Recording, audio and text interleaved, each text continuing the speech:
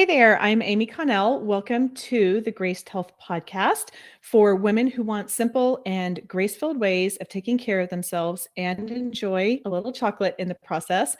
I'm a certified personal trainer and nutrition coach who wants you to know your eating, movement, and body don't have to be perfect.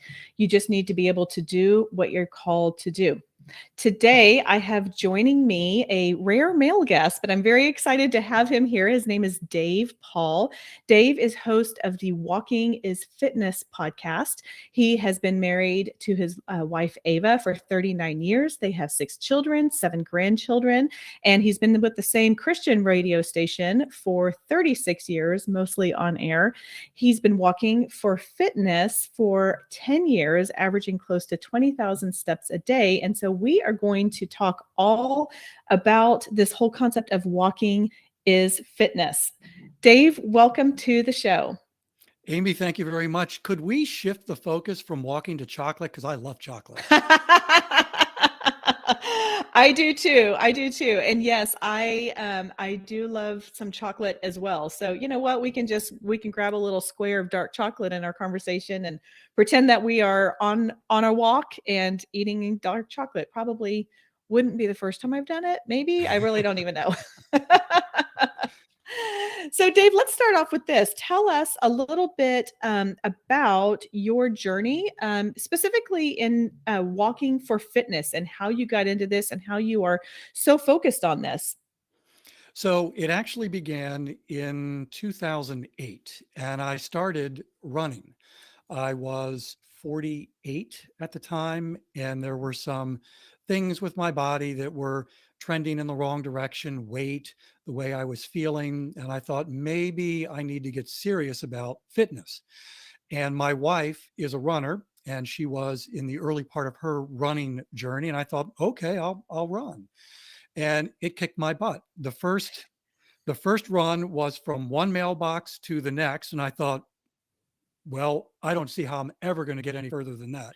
Called it a day, went home. The next day came back, ran to that mailbox and one more. And I kept adding on mailboxes. And I'll never forget the day that I finally reached 1 mile. It was like, I can't believe I did this. And pretty quickly grew my fitness capacity. Within 6 months, I ran a half marathon and ran a bunch of half marathons. I ran an accidental marathon. I thought I was signing up for a half. And the night before, went to pick up the race packet and found out, oops, nope, didn't sign up for the half. You signed up for the full marathon. And the smart person would have just downgraded to the half. And I even asked if I could do that, but they said, nope, the half is sold out. It's either the full marathon or nothing.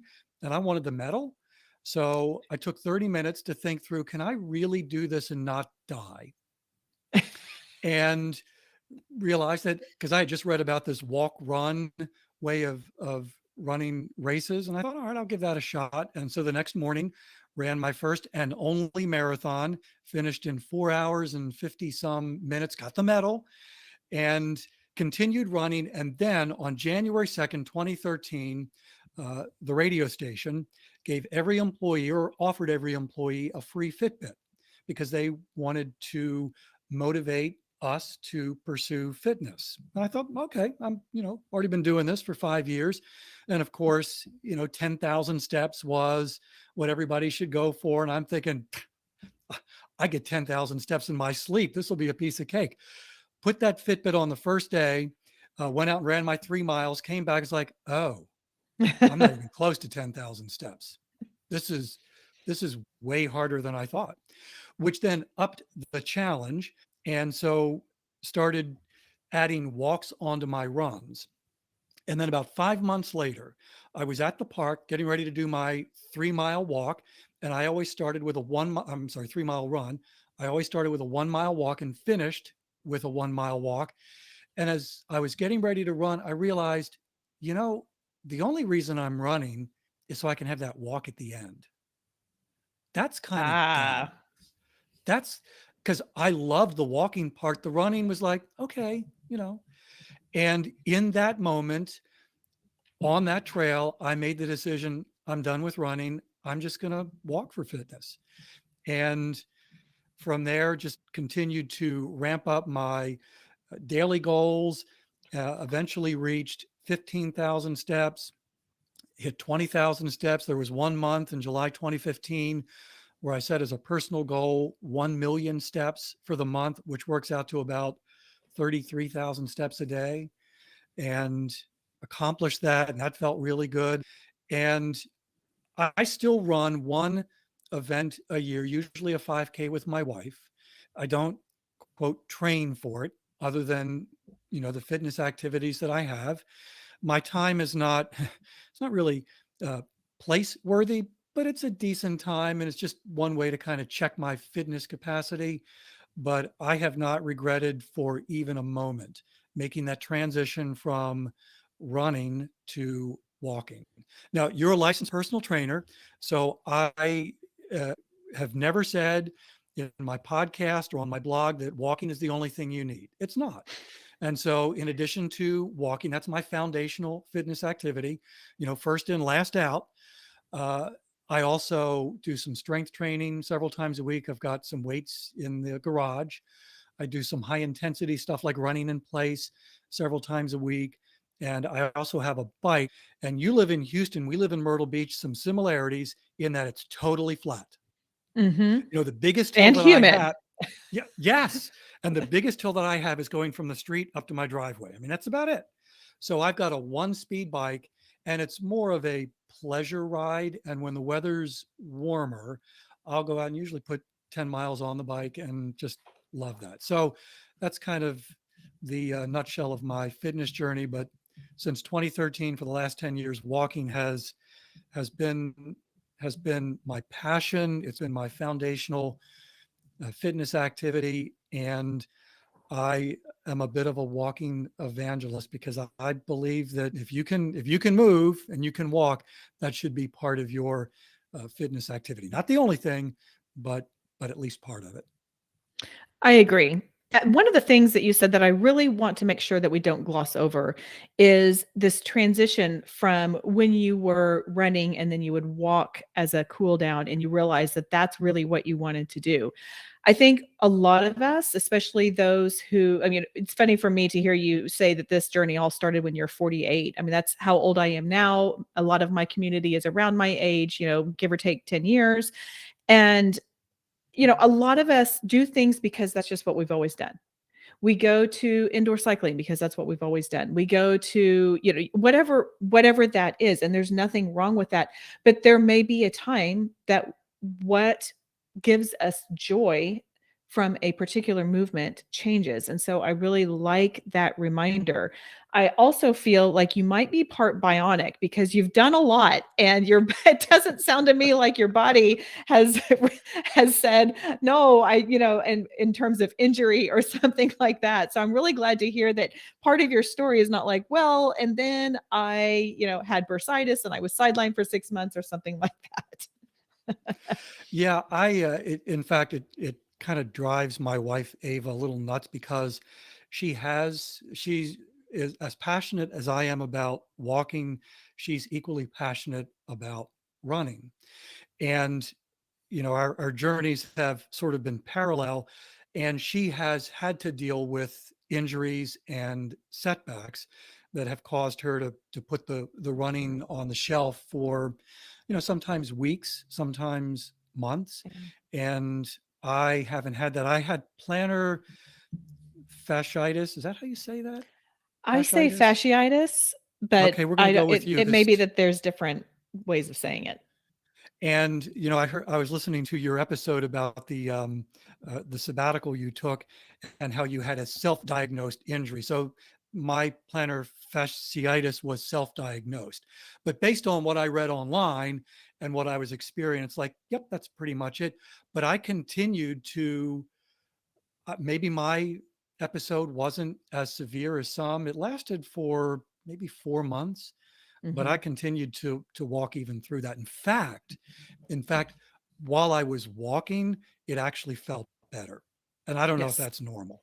Yes, that is normal because you're getting the blood flowing to your connective tissue. And so that connective tissue does feel better while you're doing that. And that is not an uncommon thing. And I can actually, when we get off, I have some, if you would like, some little stretches to do to help prevent that, but it has to do with ankle mobility and flexion in that foot. Um, but I also have a really bad habit of interjecting myself and offering advice when people aren't looking for it. So we can talk I, about that. I will take whatever advice you have. Yeah. It's been about 7 years, but that doesn't mean it won't come back. Right, right. Well, and it sounds like maybe whatever it's working for you if it's been 7 years for sure. Okay, now I want to start a little bit more with you walk a pretty high quantity of steps a day. I have heard on your show that you used to say you averaged about 20,000 steps, and you're not saying that anymore because you don't want people to think, well, if I'm not getting the 20,000, then I'm not doing it right, or I'm not doing it well enough, or something like that. Um, I just out of curiosity, I was like, I wonder what mine is. Mine comes in right around 10,000 steps a day, and I will most days take a 1 to 2 mile walk, and then the rest of those are just natural movement Mhm. throughout the house. So I'm curious, where do most of your 20,000 steps come in a day? I know you record your podcast, your Walking is Fitness podcast, while you are walking. But that's just 10 minutes. And I know the math on these things. So where do the rest of your steps come from in that, in 10 minutes? My guess is that's probably about 15 to 1800 steps for you. So, little insider secret, it actually takes me longer than 10 minutes to do the podcast. So Okay. there's a favorite place that I have that's about 15 minutes from my house. So there's about 30 minutes round trip just to get to where I record the podcast. And although I didn't start this way, I feel like I owe it to my listeners to give them the best 10 minutes that I can. So the recording actually takes longer than 10 minutes, and then I will edit it down. And there are times like this morning, I recorded it twice because I didn't like the way the first one sounded. Okay. And so that first walk, the podcast walk, is probably at minimum 45 minutes, probably closer to an hour. And then, depending on my schedule and what I've got for the rest of the day, I may just come back home. There are times when my schedule is a little bit lighter and the weather is inviting, and I'll go out and keep walking for another 45 minutes. So that first walk can be anywhere from 30 minutes. I think the episode, as we're recording, the episode that released today was in really bad weather, and I started recording that the moment I walked out the door because I didn't want to be outside any more than I had to be. So, so Yeah, what do you do in bad weather? I mean, you're in a place that gets, I mean, it's sunny, but you can get some of those, especially summer storms and all of that kind of stuff. What do you do when you come on time that it's just not conducive to get outside?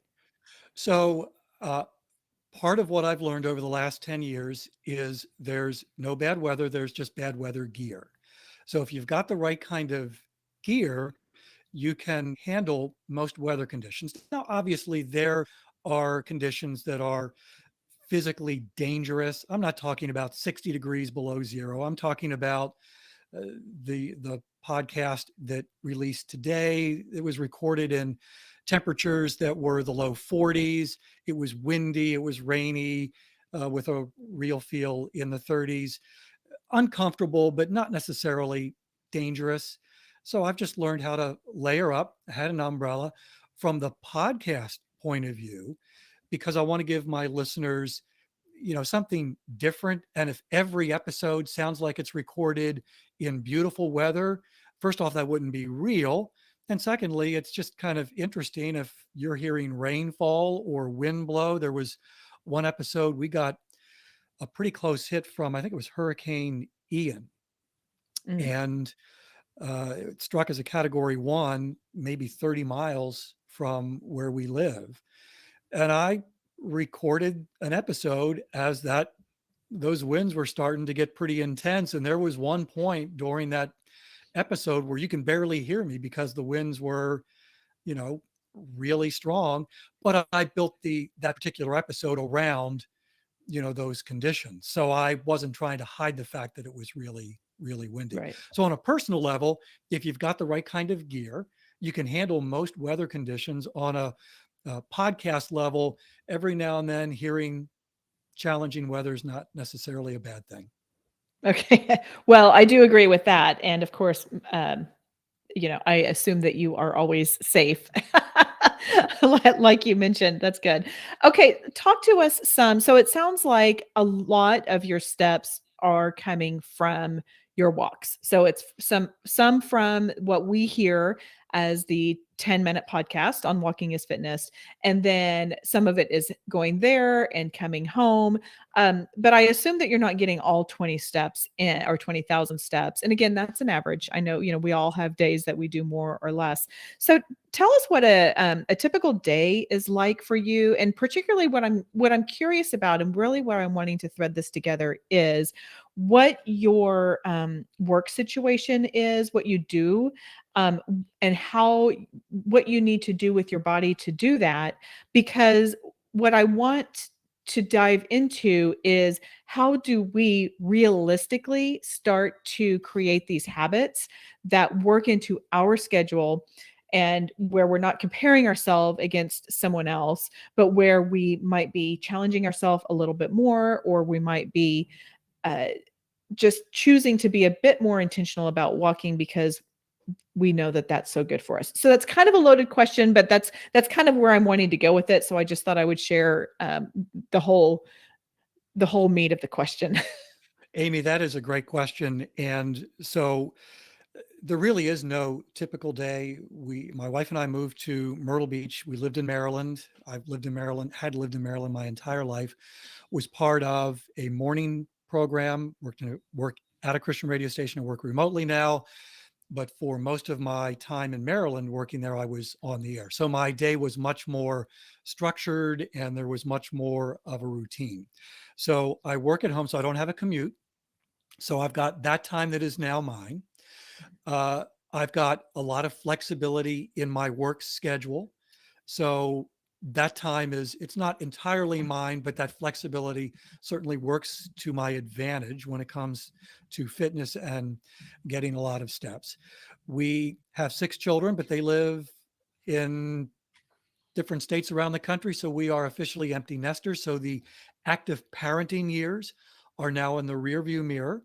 And having been in the middle of that for so many years, I know the commitment and the impact that has on a fitness journey. What I'm doing now, I could not have done 20 years ago. So I recognize that. I also, and you alluded to this a little bit earlier, the 20,000 steps, I did the math, and last year I averaged 19,500. I want to be really clear that that's not my goal. In fact, I haven't had a step goal in more than 2 years. That 20,000 steps represents really the passion and the love I have for walking and for movement. I don't wake up at the beginning of the day and go, okay, how am I going to get 20,000 steps? In fact, I don't even know how many steps I got yesterday. I don't know how many steps I have right now, and I don't care. But to circle back to the question, which is really, how do you get all these steps if your routine isn't step oriented? So the first 8 years that I had a Fitbit, I was very focused on a step goal. And I think there are advantages to, particularly at the beginning of a fitness journey, if you're using walking, to set a goal. I think 10,000 steps is a great goal. I think it's a terrible, terrible starting goal. I I agree. would never recommend anyone get a Fitbit and say, okay, this is it. I'm now going to jump in and become the fittest version of myself, and I'm going to do 10,000 steps a day. I can almost guarantee that within 2 weeks, you're going to be so discouraged that what was all in is now all out. The numbers, depending on what you see, the average person, typical movement, you're getting around 4,000 steps a day. To go from 4,000 to 10,000 in one fell swoop, that's like adding an hour of intentional walking to your day. That's not going to happen. And it's not just a fitness capacity issue. It's where are you going to find an hour in your busy schedule to go for a walk? Maybe on the weekend when the weather is great, it's like, yeah, I can do this. But how about on a Thursday when you've got nonstop stuff from the time you get up until the time you go to bed? Where are you going to find an hour? You're not. My recommendation is you start with a really small goal. Uh, 10 minutes, that's what the podcast is all about.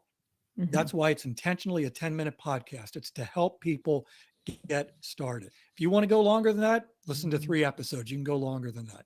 But I don't want anyone to feel when they're starting out that what they're doing is too small, because I don't believe that anything is too small. In fact, if your fitness capacity only allows you to go out the front door to the mailbox and back, and you make a promise to do that every day, that's great. That's a great start. So back to me for a moment. So for the first 8 years, I had an intentional step goal every day. Now, remember, I started with already having run for fitness for 5 years when I got the Fitbit. So there was already a fitness capacity to start. So in Sure, that, you had a good foundation. right. So in that place, 10,000 steps, that was a pretty good starting goal. What that Fitbit did more than anything else was it opened up fitness to an all-day lifestyle activity, as opposed to this other thing that I do. I'm going to go out for my 30-minute walk, or I'm going to go out for my hour at the gym. We tend to look at fitness as this compartmentalized thing that we do during our day. But when now I suddenly had to get 10,000 steps and I saw, oh, this isn't as easy as I thought, I became far more aware of pockets of time that I would normally sit. And I now was questioning, okay, I'm taking the car to get the oil changed and I'm sitting in the waiting room for the 20 minutes. Do I really have to sit here? It's not a law. There's nothing on the wall that says I need to be in this waiting room. So I would go out for a 15-minute walk. Mhm. And so I just, over the course of 8 years, just expanded my horizon from those times when you are allowed to walk and saw, oh, I'm really not as limited to walking as I would have thought. For example, I had meetings all morning, and I had a little gap of time between those meetings and this interview. And instead of sitting down, I was like, I'm going to go for a walk. It wasn't about the steps. It wasn't about I need to fulfill this commitment or reach this goal. It was simply, I would rather walk than sit. Yes. Yes. I cannot agree more. And I really like your intention of using the tracker as um, encouraging you to have this. You said it was a all day fitness lifestyle. I love that phrase, rather than being bound to by a certain number, or having that at really even as a certain goal after a while. Because it sounds like you started off with maybe some goals and then it just kind of evolved into what was right for you, with having this mindfulness of, oh, well, I could be sitting or I could be standing and walking. And I think that's really important too. One of the things, part of my story, is I have this history of getting really obsessive about my exercise, getting obsessive about my eating, and really, particularly, well, I don't know if I could say one more than the other, but kind of turning a lot of that into the idol, which is very counter to my Jesus following faith, right? Because that is not the goal. Of taking care of my temple is turning that process into an idol. So I really like how you framed that up, rather than just being bound by a particular number. Yeah, I think I would be disingenuous, or another way to put it, I'd be lying if I said that during those 8 years when I did have a hard step goal, that it didn't border on obsession. I mean, there were times when where I was getting far more than 20,000 steps, and I would continue to push myself to reach that particular goal and even add on to it. And I'm like, now I should have asked the question, now why am I doing this? What what benefit is this? But I think the way I've kind of looked at it is from the positive point of view, what the Fitbit really tapped into in a good way was this competitive streak that I had with myself. And it was a way to challenge myself really to do more than I thought possible. Mm. And at times, even to do a hard thing. That 1 month when I did the 1 million steps, and I had a pretty good idea the what the cost was going to be because I was routinely, around 20, give or take. And I had a couple of days where I had, done the 30,000 steps. And so I knew what that would cost. And the Right. real motivation for that month wasn't fitness. It was, I want to challenge myself to do a hard thing. Okay. And I expected that the first week was going to be, this is awesome. And I was going to walk way more than the 33,000 steps because I was going to kind of front load this thing. And I knew that the last week, as I got close to the finish line, there'd be so much momentum and it would be so fun. And I assumed, and I was right, that those middle 2 weeks were going to suck. Hmm. And that was the real challenge of I made a commitment to myself to do this hard thing. And I want to prove to myself that I can. So I think there are advantages to, at least for me, there were advantages to pushing myself, but I don't know that I could say that every time I did that, it wasn't always from a motive that was not a little obsessive. Well, I think that's fair, and thank you for being honest with that, about that, because I think a lot of us have had stories, and that's just part of the journey. That's just part of, going from part of the walking journey, right? Like, which is somewhat of a pun intended.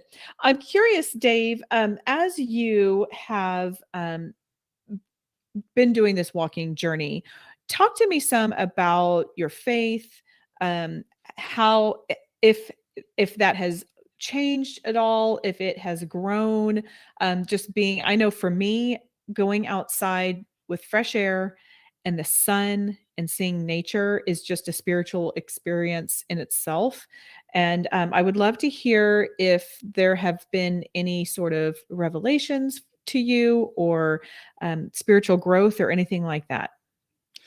I love being out. We live in Myrtle Beach, so there's a certain natural setting, with the beach just a couple of miles away that is beautiful. And I love riding my bike to the beach and then walking along the beach. There's some wildlife near where we live that we did not experience in Maryland, like alligators. Yeah. There's a there's a lake behind our community, and there's like I think a 4 foot alligator that lives in that lake, and that's always kind of fun to see that. And there's some birds and some palm trees. I didn't grow up with palm trees nearby, so I really appreciate all of that, and I love that. But that's actually not the answer to my question. The answer, or to your question, the answer, the impact on my faith is a little more subtle. And it was not intentional. I did not see this coming. But as I reflect back, it's like, oh, that's pretty powerful. So walking is slow fitness. One of my favorite questions, and correct me if I'm wrong, because you're the licensed personal trainer, but I've looked this up multiple times and I keep finding the same answer. How many calories do you burn when you walk a mile? It's about 100. About a How many 100. calories do you burn when you run a mile? It's about 100. Mhm. And it's like, what? How can that be? Well, obviously, running takes about half the time. Walking takes, because it's at a slower pace, it's what I call slow fitness. It is very much a fitness activity, but if you want to speedboat your way to fitness, walking is not the activity that you want to do that with. And because of this slower fitness pace, what it has really built into my life is margin. Uh, And I am someone who can so easily pack the schedule with meaningful, productive things.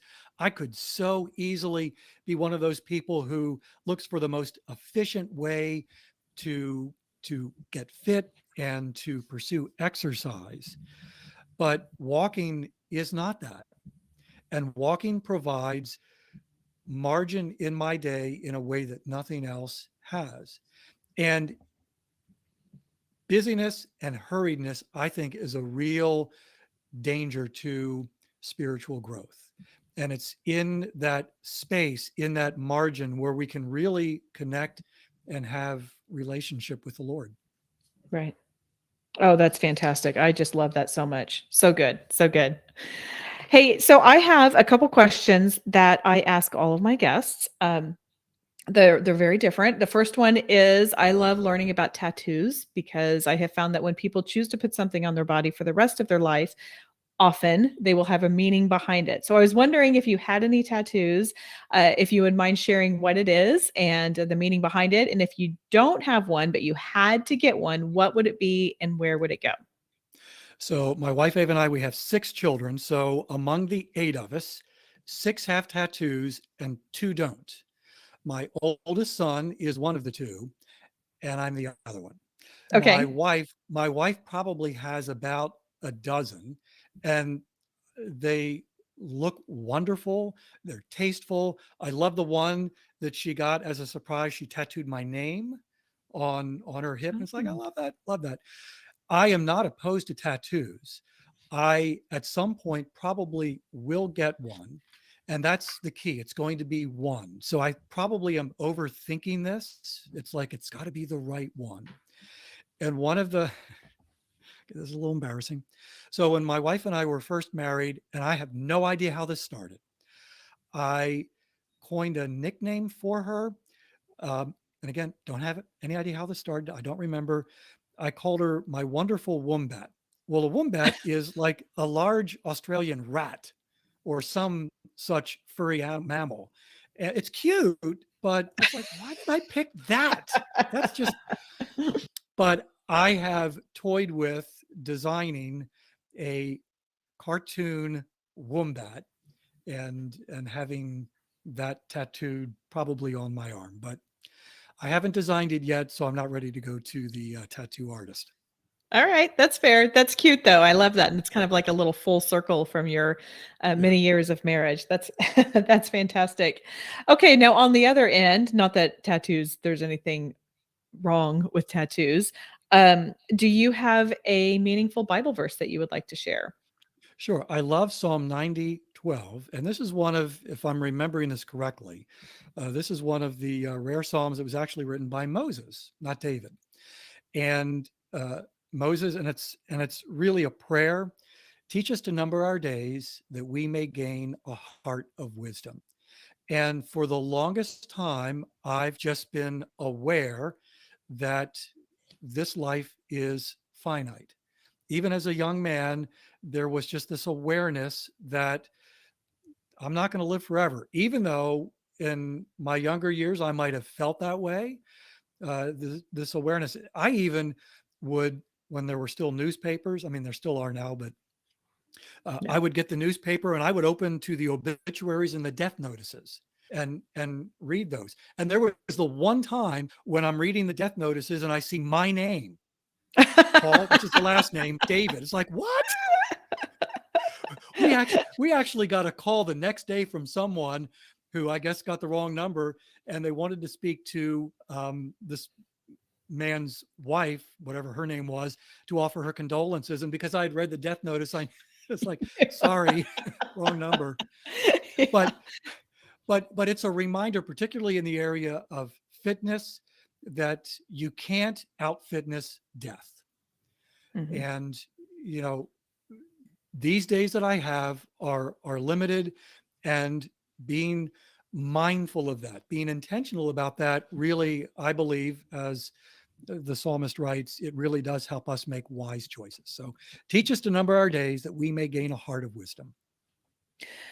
It's really interesting that that's the one that you gave us because just this past week, our church started a new sermon series, and it is our pastor's take on the book 4,000 Weeks, which is basically that our days are numbered. And I don't believe that is a faith-based book, but he read it for his own professional and personal development, and then layering on some scripture, because of course that's just how God works. But so I'm like, okay, God, what are you trying to tell me here?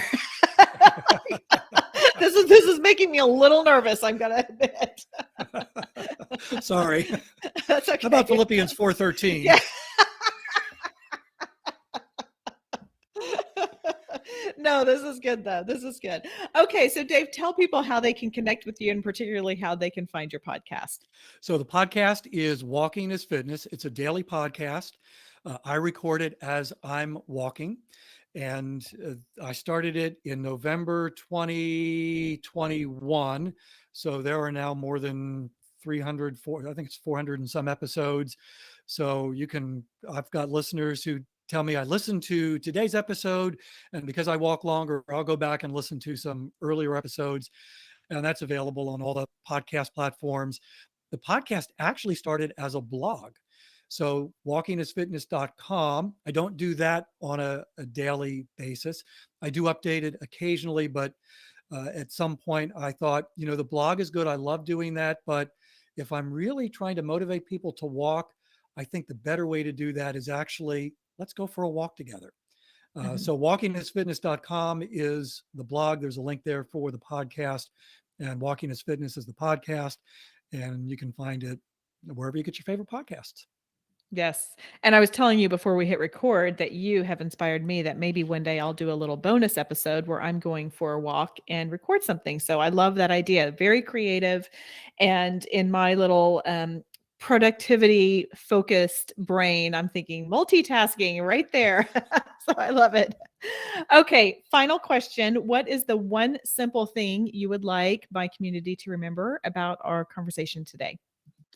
I suspect this is not the first time they've heard this, and again, I'm not a licensed personal trainer, but I have been doing this fitness journey for 15 years now, a lot of steps. And the number one thing is start small.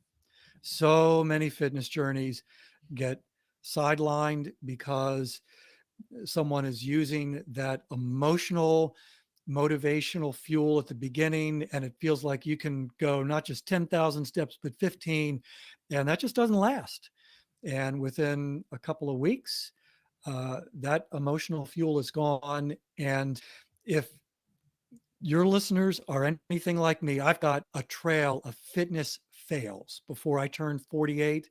And so you just get this idea bouncing around in your brain that I can't do this because I've never been able to do it. And even when you set this lofty goal of 10,000 steps, there's this little voice in the back of your head going, you're not going to be able to keep that up. You can't do this because you've got a history of not being able to. Start small, 10 minutes a day with a walk. For some, even that's too much. Start at 5, or the walk to the mailbox and back. Start small and think long. Think long. I love that. Awesome. Okay, that is all for today. Go out there and have a